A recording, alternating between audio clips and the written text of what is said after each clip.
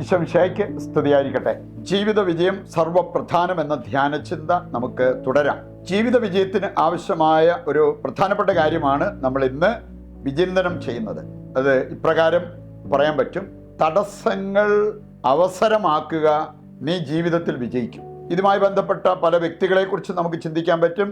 പല ബൈബിൾ കഥാപാത്രങ്ങളെക്കുറിച്ച് നമുക്ക് മനസ്സിലാക്കാൻ പറ്റും. എൻ്റെ മനസ്സിൽ വരുന്ന രണ്ട് വ്യവസായികൾ.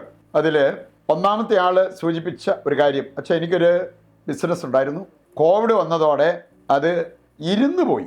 കുറച്ച് നാൾ കഴിഞ്ഞപ്പോഴത്തേക്കും അത് നിന്നുപോയി. അപ്പം അങ്ങനെ നന്നായിട്ട് പൊക്കോണ്ടിരുന്ന ഒരു ബിസിനസ്സാണ് കോവിഡ് വന്നു കഴിഞ്ഞപ്പോൾ അത് ക്ഷയിച്ചു, അവസാനം ഇല്ലാണ്ടായി. അദ്ദേഹം സൂചിപ്പിച്ച ഒരു കാര്യം, എങ്കിലും എനിക്കെൻ്റെ ജീവിതത്തിൽ ഒരു നേട്ടം ഉണ്ടായി. കോവിഡ് വന്നു കഴിഞ്ഞപ്പോൾ ഏതായാലും ബിസിനസ്സുമായിട്ട് മുമ്പോട്ട് പോകാൻ പറ്റത്തില്ല, വീട്ടിൽ തന്നെയാണ്. അങ്ങനെ വന്നു കഴിഞ്ഞപ്പോൾ ഞാൻ വചനം വായിക്കാൻ തുടങ്ങി, ബൈബിള് വായിക്കാൻ തുടങ്ങി. ഞാനന്ന് കണ്ടപ്പോൾ അദ്ദേഹം പറഞ്ഞത് 3 പ്രാവശ്യം ബൈബിള് ആദ്യാവസാനം വായിച്ചു. അന്ന് 4-ാം പ്രാവശ്യം പുള്ളി വായിച്ചുകൊണ്ടിരിക്കുകയാണ്. അദ്ദേഹം പറഞ്ഞത് ഇങ്ങനെ: സാമ്പത്തികമായിട്ട് അല്പം ക്ഷയിച്ചെങ്കിലും എനിക്ക് ആത്മീയമായിട്ട് ഒരുപാട് പുരോഗതി പ്രാപിക്കാൻ പറ്റി. മാത്രമല്ല പിന്നീട് അദ്ദേഹം ഈ ഒരു ദൈവാനുഗ്രഹത്തോടു കൂടി മുമ്പോട്ട് പോയപ്പോഴത്തേക്കും അദ്ദേഹത്തിൻ്റെ ബിസിനസ് അത് വീണ്ടും പുനരാരംഭിച്ച് പിടിപ്പിക്കാനായിട്ട് അദ്ദേഹത്തിന് സാധിച്ചു. തടസ്സം അവസരമാക്കാൻ അദ്ദേഹം പഠിച്ചു. അതുകൊണ്ട് തന്നെ ജീവിതത്തിൽ വിജയമുണ്ടായി. മറ്റൊരു ബിസിനസ്സുകാരൻ പറഞ്ഞത്, അദ്ദേഹം കോവിഡ് വന്നതോടുകൂടി അദ്ദേഹത്തിനൊരു ഇൻസ്പിരേഷൻ കിട്ടി. അത് വെച്ച് പുള്ളിയുടെ ഫീൽഡ് മാറ്റി. അദ്ദേഹം ആ സമയത്ത് മാസ്ക് അങ്ങനെയുള്ള കുറച്ച് ഐറ്റംസൊക്കെ ഉണ്ടാക്കി അത് ട്രേഡ് ചെയ്യാനായിട്ട് ആരംഭിച്ചു. ഇഷ്ടംപോലെ കാശുണ്ടായി. തടസ്സം അവസരമാക്കാൻ പഠിച്ചാൽ നമ്മുടെ ജീവിതത്തിൽ വിജയം വരിക്കാൻ സാധിക്കും എന്നുള്ളതിന് ചില തെളിവുകളാണ് ഇവരിൽ നമ്മൾ കാണുക. ഇക്കാര്യം മനസ്സിൽ വെച്ചുകൊണ്ട് നമുക്ക് ഏതാനും വചനഭാഗങ്ങളിലൂടെ കടന്നു പോകാം. ബൈബിളിൽ നമ്മൾ കാണുന്നുണ്ട്, തടസ്സം അവസരമാക്കിയ വ്യക്തികൾ അവരവരുടെ ജീവിതത്തിൽ വിജയം വരിച്ചു. ലൂക്ക 19-ാം അധ്യായത്തിൽ നമ്മൾ കാണുന്നുണ്ട്, സക്കേവൂസ്, അവന് പൊക്കം കുറവായിരുന്നു. ഇനി അതുകൊണ്ട് ജനക്കൂട്ടത്തിൽ നിന്ന് കർത്താവിനെ കാണാൻ പറ്റിയില്ല. അവൻ ചെയ്ത എന്താണ്? മുമ്പേ ഓടി സിക്കമോർ മരത്തിൽ കയറി കർത്താവിന് വേണ്ടി അവിടെ കാത്തിരുന്നു. നമ്മൾ കാണുന്നു, യേശു അവനെ ക്ഷണിക്കുന്നു താഴേക്ക് ഇറങ്ങി വരാൻ.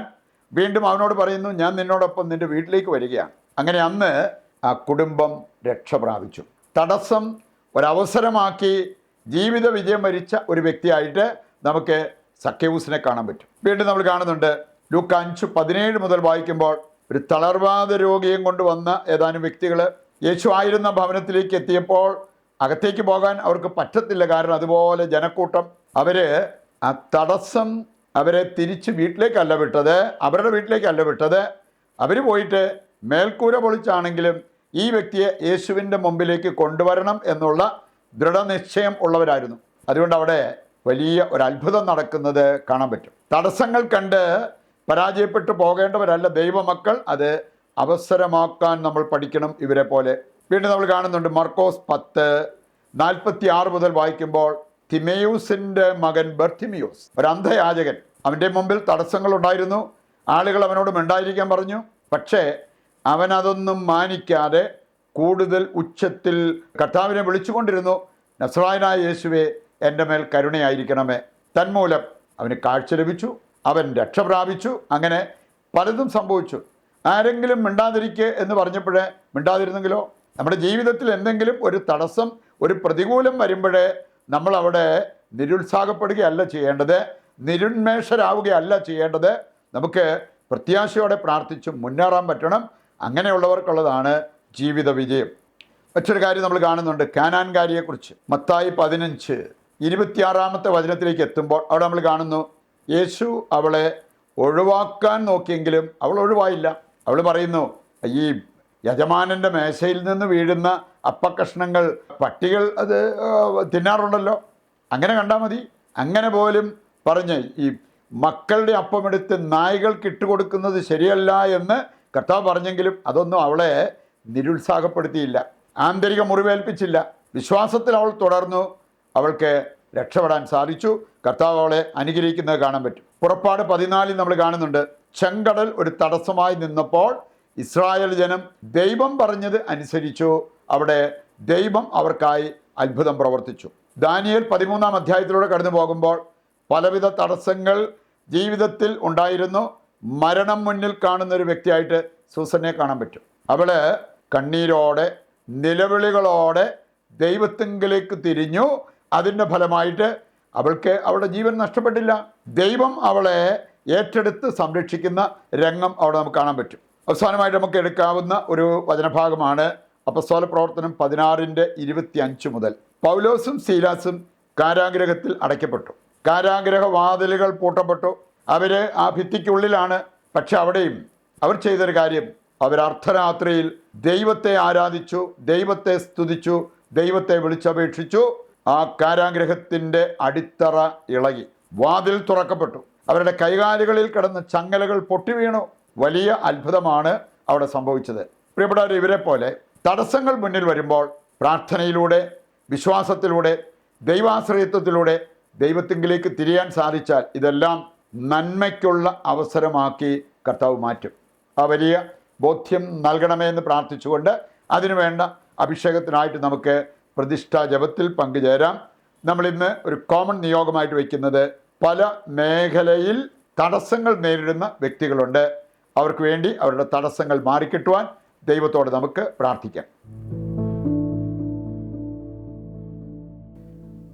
മനുഷ്യൻ്റെ വിജയം ദൈവത്തിൻ്റെ കരങ്ങളിലാണെന്ന് അരുൾ ചെയ്ത ദൈവമേ, അങ്ങയെ കൂടാതെ ഞങ്ങൾക്കൊന്നും ചെയ്യാൻ കഴിയുകയില്ലെന്ന് ഞങ്ങൾ വിശ്വസിക്കുകയും ഏറ്റുപറയുകയും ചെയ്യുന്നു. ഞങ്ങളുടെ അധ്വാനം ഫലമണിയേണ്ടതിന് അവിടുത്തെ ആശീർവാദം ഞങ്ങൾക്ക് നൽകണമേ. ഞങ്ങളുടെ എല്ലാ പ്രവൃത്തികളും ദൈവവിചാരത്തോടെ ആയിരിക്കാനും ഞങ്ങളുടെ എല്ലാ സംരംഭങ്ങളും വിജയം കാണാനും അങ്ങയുടെ സഹായവും സംരക്ഷണവും ഞങ്ങൾക്ക് നൽകണമേ. പരാജയത്തിന് വഴി തുറക്കുന്ന അഹങ്കാരവും മറ്റു പാപപ്രവൃത്തികളും വെടിഞ്ഞ് ദൈവാശ്രയത്വത്തിലും പരസ്നേഹ പ്രവൃത്തികളിലും വേരുപാകി അടിയുറയ്ക്കാൻ ഞങ്ങളെ സഹായിക്കണമേ. മറ്റെന്തിനേക്കാൾ ഉപരിയായി ജീവിത വിജയം ലക്ഷ്യമാക്കാനും അങ്ങയുടെ സഹായത്താൽ അത് കൈവരിക്കാനും ഞങ്ങൾക്ക് കഴിയട്ടെ. ആമേൻ. ഇതിൻ്റെ എല്ലാ ആവശ്യങ്ങളും ഇന്നത്തെ നമ്മുടെ എല്ലാ പ്രവർത്തനങ്ങളെയും ദൈവകരങ്ങളിൽ ഏൽപ്പിച്ച് താഴ്ന്ന സ്വരത്തിൽ കർത്താവിനെ സ്തുതിച്ചുകൊണ്ട് ദിവ്യകാരുണ്യത്തിൻ്റെ ആശീർവാദം സ്വീകരിക്കുവാനും നമുക്ക് ഒരുങ്ങാം. യേശുവേ നന്ദി. Hallelujah, hallelujah. കർത്താവേ, ഇന്നേ ദിനം അങ്ങയുടെ പക്കലേക്ക് ഞങ്ങൾ ഉയർത്തുന്ന എല്ലാ പ്രാർത്ഥനാ വിഷയങ്ങളും അവിടുന്ന് കൈക്കൊള്ളണമേ. ഈശോയെ, അവിടുത്തെ അനുഗ്രഹത്താൽ ഞങ്ങളുടെ ജീവിതം വിജയം കാണുവാൻ അങ്ങ് ഇടവരുത്തണമേ എന്ന് ഞങ്ങൾ പ്രാർത്ഥിക്കുന്നു. Hallelujah, hallelujah, hallelujah. യേശുവേ നന്ദി, യേശുവേ നന്ദി.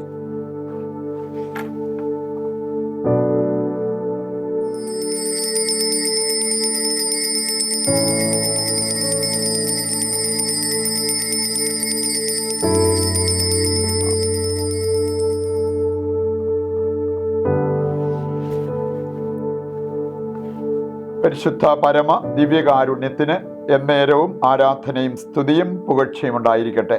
ഈശോ മിശിഹായ്ക്ക് സ്തുതിയായിരിക്കട്ടെ. ദൈവം നിങ്ങളെ സമർത്ഥമായി അനുഗ്രഹിക്കട്ടെ.